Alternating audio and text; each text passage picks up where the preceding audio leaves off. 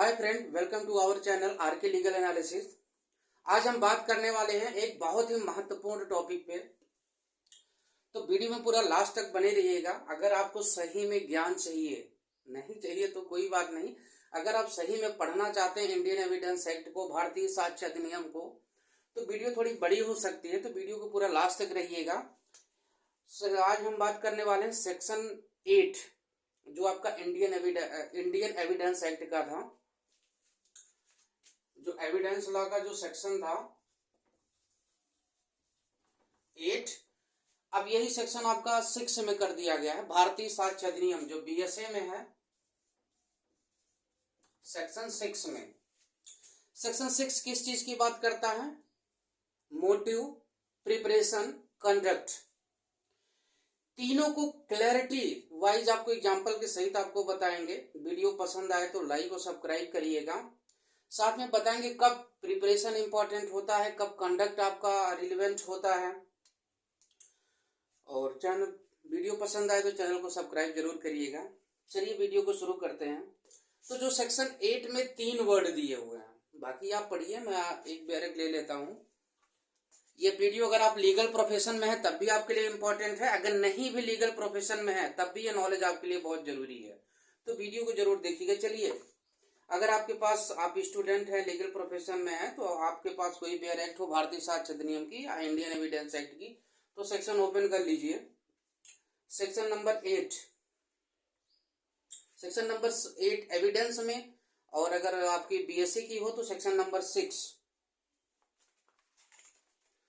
देखिए 6 क्या लिखा हुआ है इसमें? मोटिव, प्रिपरेशन एंड प्रीवियस और सबसेक्वेंट कंडक्ट। पहला वर्ड आपका लिखा हुआ है मोटिव।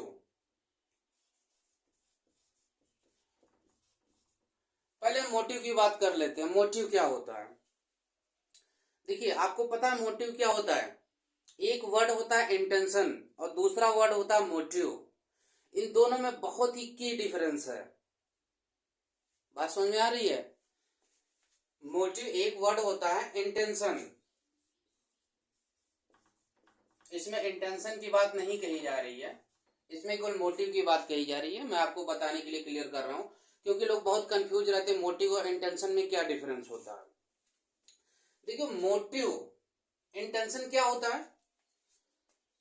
कोई चीज आप क्यों अचीव करना चाहते हैं, क्यों नहीं लगाइए, कोई चीज आप अचीव करना चाहते हैं, वो आपका इंटेंशन है। ठीक है, जैसे आप कह सकते हैं what someone want to achieve, what someone want to achieve, क्या आप चाहते हैं, इंटेंशन, क्यों चाहते हैं, that is a motive. Why, what, क्या आप चाहते हैं, इंटेंशन, क्यों चाहते हैं, मोटिव। सपोज दैट जैसे आप फिल्म और सीरियल्स वगैरह में आप देखते होंगे कि जैसे मान लो किसी की माँ बीमार है और उसका एक बेटा है, उसके पास पैसे नहीं उसके दवा के लिए। वो क्या करता है, जाता है दुकान से दवा लेके चोरी से चला आता है, चुरा के चला जाता। वो क्या चाहता था? दवा चुराना चाहता था। क्यों चुराना चाहता था? क्योंकि वो अपनी माँ की जान को बचाना चाहता था। देखिए, यहाँ पे मोटिव तो सही है, मतलब उसका जो माँ को क्या करना चाहता, बचाना चाहता था, लेकिन उसका इंटेंशन क्या है, चोरी करना, जो दैट इज ऑफेंस। तो ये डिफरेंस होता है मोटिव और इंटेंशन में। तो किसी व्यक्ति का मोटिव कब क्रिमिनल केस या सिविल केस में रिलेवेंट होता है, आगे अभी हम बात करेंगे। मोटिव कह दीजिए, जैसे आप ले लीजिए एग्जांपल ले लेते हैं एक मोटिव का। कोई एक औरत है, बुजुर्ग औरत है, मान लीजिए विडो है। एक व्यक्ति जो उसका कोई रिलेटिव है या जिसके यहाँ वो रहती है, वो क्या करता है, उस विडो को मार देता है। क्यों मार देता है? क्योंकि उसकी जो भी प्रॉपर्टी है वो उसको हासिल करना चाहता है कि ये मर जाएगी, इसके बाद सारी प्रॉपर्टी जो है हमारे पास चली आएगी। उसका मोटिव क्या था? उसकी प्रॉपर्टी को हासिल करना, that is example of motive. तो जब ये केस, मर्डर का केस उसके खिलाफ जब कोर्ट में जाएगा, तो कोर्ट वहां पे ये मोटिव रिलेवेंट होगा क्या, क्योंकि वो उसकी प्रॉपर्टी को हासिल करना चाहता था, इसलिए जो उसने उसका मर्डर किया। ये वर्ड आपको समझ में आ गया होगा कि मोटिव क्या होता है। दूसरी बात कर लेते हैं प्रिपरेशन। प्रिपरेशन ये आपका मोटिव प्रिपरेशन। प्रिपरेशन जैसे किसी घटना को कमिट करने से पहले आप क्या करते हैं। जैसे मान लो प्रिपरेशन का एग्जांपल हम ले लेते हैं। आपको किसी को पॉइजन देके मारना है, ऑफेंस करिएगा नहीं, मैं आपको एग्जांपल बता रहा हूं। आप जैसे मान लीजिए किसी को ये रहा ए, ये रहा बी, ए बी को मारना चाहता है। बहुत सारे तरीके आदमी इस्तेमाल कर रहे हैं आजकल, जो भी एक्यूज्ड वगैरह हैं, क्रिमिनल्स वगैरह हैं। तो ये क्या करता है कि मार्केट जाता है, मार्केट से पॉइजन खरीदता है। ऐसे कोई पॉइजन खरीदे तो वो कोई रिलेवेंट नहीं होगा भाई, ये हो सकता है किसी और काम में यूज करना चाह रहा हो, कीटनाशक के रूप में इस्तेमाल करना चाह रहा हो। तो ये ने पॉइजन खरीदा, लेकिन हुआ क्या कि ए के ऊपर आरोप भी लगाया कि बी का मर्डर किया। तो वहां पे ये चीज देखी जाएगी कि हाँ किसी ने इसको देखा था, जब इन्वेस्टिगेशन वगैरह उसमें पता चला कि हाँ ये जो है फला दुकान से पॉइजन लेके आया था, और इसकी डेथ भी किससे हुई थी, पॉइजन से हुई थी। तो यहाँ पे वो दुकान से पॉइजन खरीदने गया था, ये क्या होगा, ये भी रिलेवेंट हो जाएगा। एक वर्ड होता है फैक्ट और दूसरा होता है fact and issue. Relevant fact, fact वो होता है जिसको आप अपने सेंसेस से परसीव कर सकते हैं, या जो आपका इंटेंशन या स्टेट ऑफ माइंड होता है, जैसे आपने कुछ देखा, आपने कुछ कहा, आपने कुछ सुना, that is a fact. Relevant fact, जो फैक्ट एंड इशू, देखो जो इंडियन एविडेंस में बताया गया है, जो सेकंड पार्ट में बताया गया है, जो भी चीजें रिलेवेंट है, जो इस अधिनियम के द्वारा बताया गया क्या चीजें रिलेवेंट होंगी और क्या रिलेवेंट नहीं होंगी। Fact and issue, fact and issue जैसे किसी की राइट और लाइबिलिटी, किसी के एग्जिस्टेंस और नॉन एग्जिस्टेंस को दर्शाता है, that is a fact and issue. इसके होने या ना होने से आप कह सकते हैं कि जो डिसीजन होता है उस पर बहुत ही प्रभाव पड़ता है। फैक्ट एंड इशू कह सकते हैं कि इशू, आदमी कोर्ट क्यों आया है भाई, अगर ए ने बी का मर्डर कर दिया तो बी के जो फैमिली वाले क्यों कोर्ट गए हैं, जस्टिस के लिए। आरोप लगा रहे किससे, ए ने बी का मर्डर किया है, तो ए ने बी का मर्डर किया, that is a fact and issue. अब उससे रिलेटेड जो चीजें होंगी, कैसे किया, जैसे सेक्शन 8 ले लीजिए, इसमें रिलेवेंट होगा क्या क्या चीजें, उसका मोटिव रिलेवेंट होगा, उसका प्रिपरेशन रिलेवेंट होगा, उसका सबसेक्वेंट और प्रीवियस कंडक्ट उसका रिलेवेंट होगा।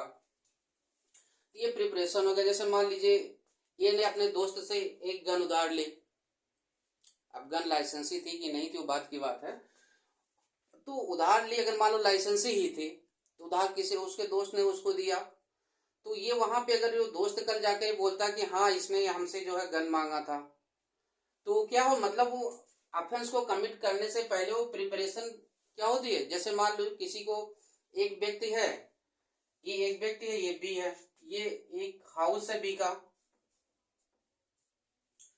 अब ए के ऊपर आरोप लगा है कि ए ने बी का घर जला दिया, ए के ऊपर आरोप है कि ए ने बी का घर जला दिया। तो देखिए अब इससे एक घटना से एक दिन पहले ए जो है रात को 8 बजे, मान लेते हैं कोई रियल घटना नहीं है, ये रात को 8 बजे ये जो है किसी दुकान से मैच बॉक्स खरीद रहा था। भाई ऐसे तो कोई भी खरीद सकता है, लेकिन उसके ऊपर ये आरोप है, तो वो रात को 8 बजे जो है मैच बॉक्स खरीद रहा था, तो ये चीज कोर्ट में एडमिट हो जाएगी रिलेवेंट फैक्ट के रूप में। ऐसे तो रिलेवेंट नहीं होता। एक चीज जान लीजिए, जो भी ये सेक्शन 8 में बताया गया, इसके बेसिस पे कोर्ट जो है डिसीजन नहीं देगा, ये एज ए कोरेबरेटिव एविडेंसेस के तौर पे इस्तेमाल होते हैं। जो बाकी सारे फैक्ट हैं उनकी क्या करते हैं, सहायता करते हैं जज का जो है अपने डिस्कशन, अपना निर्णय देने में उसको क्या करते हैं, हेल्प करते हैं। और एग्जांपल ले लेते हैं, मान लो आपको ए को बी का मर्डर करना हो, क्या किया, अपने उसके पास एक बड़ा सा चाकू है, वो चाकू बहुत ही, उसकी धार जो है बहुत ही गड़बड़ हो गई, किसी दुकान पे गया उसको शार्प कराने के लिए, अब एक दिन पहले घटना से उसके ऊपर यही आरोप लगा है, तब ये भी रिलेवेंट हो जाएगा, घटना से एक दिन पहले उस चाकू को अपने क्या उसकी धार को तेज कराने के लिए गया था। तो ये सारी चीजें प्रिपरेशन में आ गई। आशा करता हूँ ये समझ में आ गया होगा। थर्ड पॉइंट ले लेते हैं,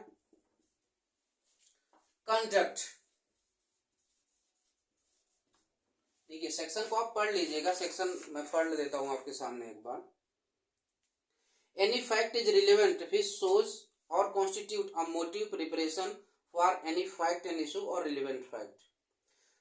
जो भी फैक्ट, रिलेवेंट फैक्ट्स क्या शो करते हैं, किसी का कोई मोटिव या प्रिपरेशन जो है शो करते हैं, वो क्या होंगे, रिलेवेंट फैक्ट होंगे, किसी घटना से रिलेटेड।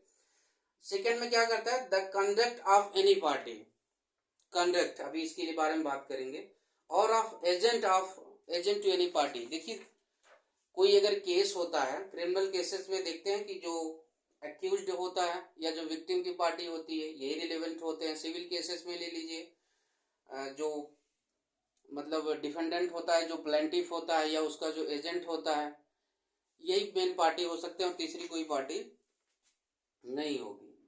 टू एनी सूट और प्रोसीडिंग, सूट मतलब सिविल सूट, प्रोसीडिंग आप क्रिमिनल प्रोसीडिंग कह लीजिए, in reference to such suit और proceeding or in reference to any fact and issue therein or relevant thereto, and the conduct of any person an offence against whom is subject of any proceeding is relevant if such conduct influences or influenced by, एक word आता है influences, इसको underline कर लीजिएगा,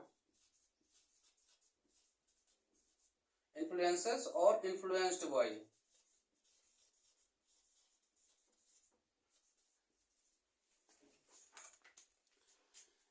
by any fact and issue or relevant fact and whether it was previous or subsequent। इसके दो part होते हैं, previous और subsequent।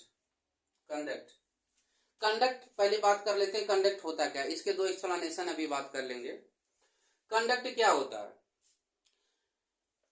आप कह सकते हैं किसी का आचरण, किसी का बिहेवियर, कोई कुछ कर रहा है या किसी के कुछ बोलने पे कोई क्रोधित हो गया या किसी के कुछ कहने पे आदमी वहां से भाग गया, ये सब कह सकते हैं कि उसका आचरण है। आचरण देखिए ये नहीं, जैसे मान लीजिए कि इसका एग्जांपल ले लेते हैं कंडक्ट का। कंडक्ट का एग्जांपल बहुत सारा आप ले सकते हैं। जैसे मान लीजिए कि आप कहीं जगह, आप 8-10 दोस्त बैठे हुए हैं किसी भी प्लेस पे या किसी दुकान के प्लेस पे बैठे हुए हैं और आप लोग कुछ खरीद रहे हैं, दुकानदार का एक सामान गायब हो गया, ठीक है, और दुकानदार ने क्या किया कि पुलिस को फोन मिला दिया। जैसे ही उसने पुलिस को फोन मिलाया, वहां पे आप 8-10 लोग जो भी वहां पे थे उसमें से आपका एक दोस्त उठा और जाने लगा। ये क्या हो गया आपका कंडक्ट। क्यों जा रहा है, ऐसे तो कोई आए जाए कोई मतलब नहीं है, लेकिन वो जो रिलेवेंट फैक्ट था, जो उसके दुकान से वो चोरी हो गया सामान, वो क्या था, इसका कंडक्ट क्या शो कर रहा है कि वो दुकान से उठ के जा रहा है, उसने पुलिस को कॉल किया और उसका एक व्यक्ति उसमें से उठ के बाहर जाने लगा। भाई वो उसको इफेक्ट कर रहा है कि नहीं कर रहा है, वहां से उठ के बाहर जा रहा है, ये हो गया कंडक्ट। कंडक्ट आप ले सकते हैं, एक प्रीवियस होता है, एक सबसेक्वेंट होता है। प्रीवियस में क्या होता है, घटना से पहले उसका कंडक्ट कैसा था, और घटना के बाद, जैसे मान लो ए ने बी का मर्डर किया, मर्डर करने के बाद एविडेंसेस को छुपा रहा है, एविडेंसेस को डिस्ट्रॉय कर रहा है, सबूतों को मिटा रहा है। क्यों मिटा रहा है भाई, उसका कुछ मोटिव तो है ताकि केस में हम पकड़े ना जाएं। ये सबसेक्वेंट कंडक्ट है। मतलब अगर एक एग्जांपल ले लेते हैं, जैसे एक बच्चा था, उसने तो गलती से मर्डर कर दिया था, उसकी बाद में बात करेंगे, इसको एग्जांपल बता देते हैं। तो क्या हुआ कि जैसे सबसेक्वेंट कंडक्ट, उसने अगर एविडेंसेस को छुपाया, कभी कभी मर्डर जो होता है वहां पे क्या होता है कि इंटेंशन होता है, कभी कभी एक्सीडेंटली होता है, कभी कभी जो है इंटेंशन से किया जाता है। तो जो एक्सीडेंटली होता है, अगर आपने एक्सीडेंट से हुआ है तो जाहिर सी बात है, अगर आप सबूत को छुपा रहे हैं तब भी आप अपराध कर रहे हैं, और आपने सबूत को छुपाया, गलती से हो गया है, तो आपका यही है कि आप पुलिस को सूचित करिए। अधिकतर लोग तो करते नहीं है। तो जानबूझ के आपने किया, अपराधों को छुपाया, बाद में आपने कहा मेरा मारने का इंटेंशन नहीं था, क्यों आपने सबूतों को डिस्ट्रॉय किया, क्यों आप विटनेसेस को धमका रहे हैं, तो ये सबसेक्वेंट कंडक्ट आपका जो है रिलेवेंट होता है। प्रीवियस कंडक्ट आपका प्रीवियस, जैसे एक और ले लीजिए, मान लीजिए किसी लड़की के साथ गलत हुआ, वो रास्ते में आ रही थी, उसके साथ कुछ गलत बिहेवियर हुआ और वो घर पे आई, बहुत ही सहमी डरी हुई सी बैठी रही, किसी को बता नहीं रही उस घटना के बारे में। एक दो दिन से उसका बिहेवियर बहुत चेंज था, उसका कंडक्ट जो है बहुत डरी डरी से फील, बाहर जाने में डरती थी। तो ये क्या हो गया, तो ये जो बात कि वो उसका बिहेवियर चेंज हो गया था, बहुत डरी डरी थी घटना के बाद से, तो ये भी वहां पर रिलीवेंट होगा। समझ में आ रही बात आपको? ये हो गया कंडक्ट, सबसेक्वेंट और प्रीवियस कंडक्ट। एक्सप्लेनेशन 1 की बात कर लेते हैं। The word conduct is the section does not include statement unless those statement accompany and explain acts other than statement. But this explanation is not to affect the relevancy of statement under any other section of अधिनियम। देखिए यहाँ पे एक बात की गई है, statement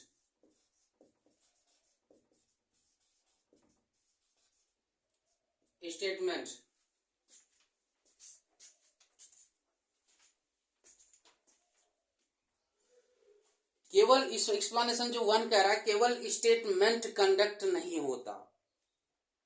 example ले लेते हैं। आपने क्या किया कि मान लीजिए आपके साथ कोई घटना हुई, आपका कोई पर्स चोरी करके भाग गया, ठीक है। आप मार्केट में खड़े हैं, कह रहे हैं कि मेरे साथ चोरी होगी, कोई मेरा पर्स लेके भाग गया, केवल आप बोल रहे हैं, कुछ कर नहीं रहे हैं, तो आपका सेक्शन 8 में रिलेवेंट नहीं होगा। रिलेवेंट होगा लेकिन 8 में रिलेवेंट नहीं होगा। देखिए यहाँ पे लास्ट लाइन क्या लिखी हुई है, but this explanation is not to affect the relevancy of statement under any other section of this अधिनियम। मैंने रेसगेस्टे पे एक वीडियो बनाया हुआ है, मेरे चैनल में आप जाके विजिट करके देख सकते हैं, part of a same transaction. अगर वो कह रहा है कि मेरा पर्स चोरी हो गया, उस सेक्शन 6 में रिलेवेंट हो जाएगा, लेकिन सेक्शन 8 में एज ए कंडक्ट रिलेवेंट नहीं होगा। तो कुछ कहने के साथ साथ क्या जरूरी है इसमें, देखिए द स्टेटमेंट अकंपनी, इसको अंडरलाइन कर लीजिए, एंड एक्सप्लेन एक्ट्स, मतलब उसका जो एक्ट के द्वारा उसको सपोर्ट करना चाहिए उसके स्टेटमेंट को। इसका एग्जांपल ले लेते हैं। आपका पर्स चोरी हुआ, आप क्या होगा, आप मान लीजिए आपके पास 10-20 हजार आपने रखा था, कोई निकाल के भाग गया, आप दौड़ के भागते हुए गए, जहां पे आप खड़े थे देखे आप वहां पे कोई सीसीटीवी कैमरा, आप दुकान वाले के पास गए, भैया अपना सीसीटीवी कैमरा ओपन करिए, मुझे देखना है कौन ले गया। फिर उसके बाद मान लो वहां आपको कोई मिला, तो फट दे आपने पुलिस को कॉल लगाया कि ये व्यक्ति है सीसीटीवी कैमरे में, इसने मेरा पर्स निकाल के लेके भाग गया।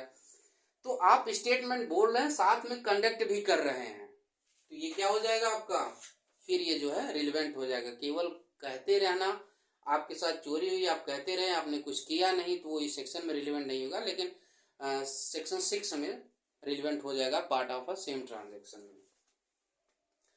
अब बात कर लेते हैं एक्सप्लेनेशन 2 की। When the conduct of any person is relevant, any statement made to him or in his presence and hearing with affect the such conduct. आपका कंडक्ट बदल जा रहा है, ये एक पॉइंट इसमें अंडरलाइन कर लीजिएगा। इन his presence and hearing which affect such conduct is relevant.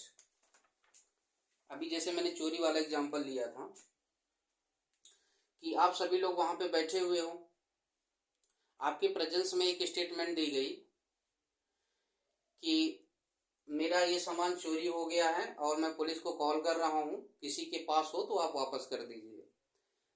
आपका कंडक्ट बदल गया, जैसे आपने सुना कि ये व्यक्ति पुलिस को कॉल करने वाला, आपका कंडक्ट एकदम से बदल गया, आप डर गए, डरने के बाद धीरे से वहां से उठ के जाने लगे। मतलब आपके कंडक्ट को क्या किया, अफेक्ट कर दिया। पहले तो आप सही से बैठे थे, कोई दिक्कत नहीं थी आपको, जैसे आपने सुना कि सामान चोरी हो गया, मैं पुलिस को कॉल करने जा रहा हूँ, आप धीरे से उठे, वहां से जाने लगे, तो वो क्या हो जाएगा, वो आपके कंडक्ट को क्या कर रहा है, अफेक्ट कर रहा है। यही एक्सप्लेनेशन नंबर 2 में बताया गया है। ये सारे नोट्स आप लोगों के लिए बनाए थे। एक्सप्लेनेशन 1 कंप्लीट हो गया, 2 कंप्लीट हो गया, और आपका मोटिव, प्रिपरेशन, कंडक्ट ये कंप्लीट हो गया। चलिए एक केस लॉ की बात कर लेते हैं। Queen versus Abdullah.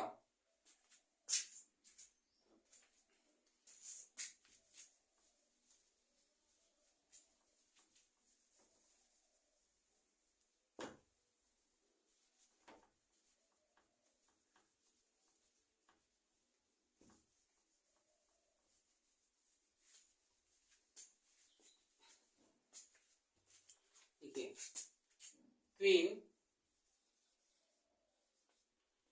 एम्प्रेस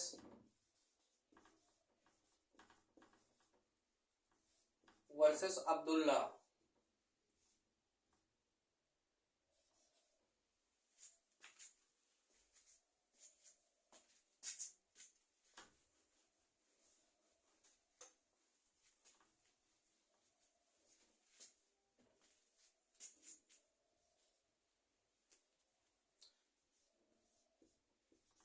चलिए आप लोग समझ लीजिए, मार्केट दिक्कत कर रहा है।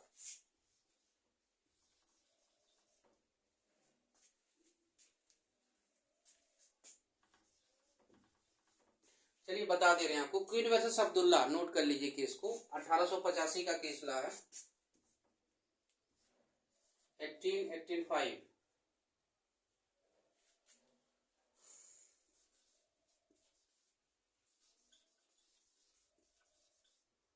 Queen versus Abdullah. इस केस में क्या हुआ था, एक दुलारी नाम की लड़की थी जिसकी एज थी 15 से 20 साल के आसपास की थी। वो एक प्रोस्टिट्यूट थी। उसका मर्डर हो गया था मॉर्निंग के टाइम में। एक दुलारी नाम की लड़की थी जिसकी एज थी 15 से 20 साल, वो एक प्रोस्टिट्यूशन थी, और उसका मर्डर हो गया था मॉर्निंग टाइम में। थोड़ा थोड़ा मतलब उजाला भी था और अंधेरा भी था।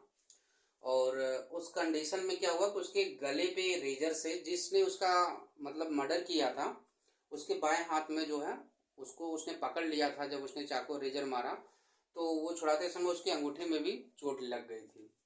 उसके बाद क्या हुआ कि उसके गले पे धारदार हथियार से वार किया गया था कि बाद में वो बोलने में असमर्थ थे।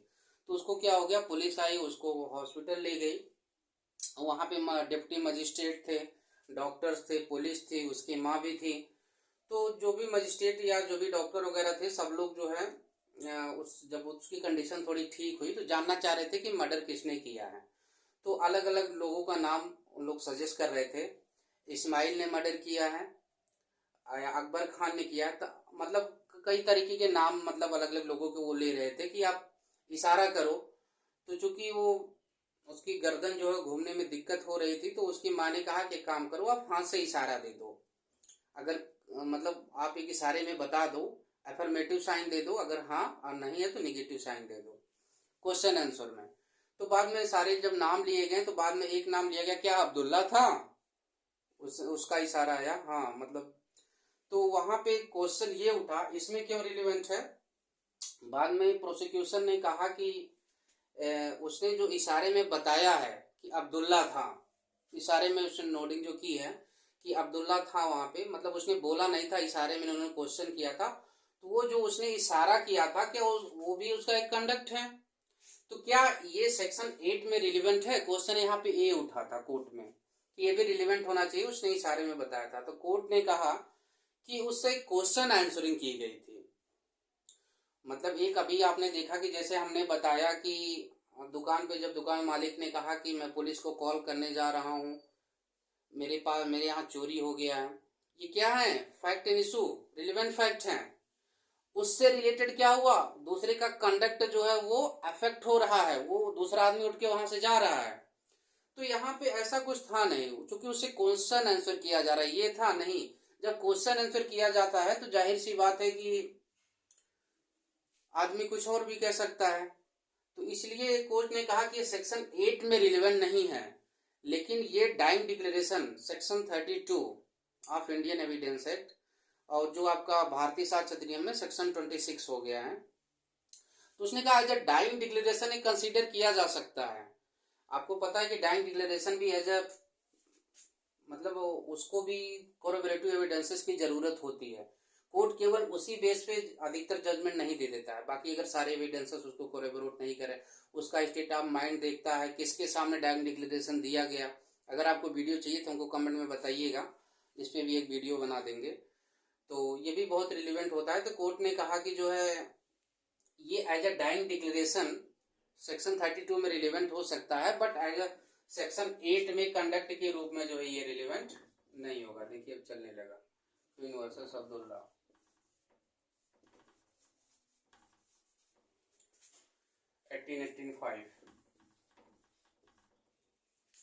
ये सेक्शन 32 के 1 में रिलेवेंट होगा, सेक्शन 8 में जो है ये रिलेवेंट नहीं होगा। ये बहुत ही लैंडमार्क जजमेंट है इंडियन एविडेंस एक्ट का, कंडक्ट और डाइंग डिक्लेरेशन से रिलेटेड। तो आशा करता हूँ फ्रेंड्स आज की वीडियो आपको पसंद आई होगी। फिर भी अगर आपके मन में कोई क्वेश्चन हो तो हमको कमेंट में बताइएगा, कोई सजेशन देना चाहते हो तो भी बताइएगा। चैनल को सब्सक्राइब करिए, वीडियो को लाइक करिए। मिलते हैं फ्रेंड्स अगली वीडियो में, तब तक के लिए नमस्कार।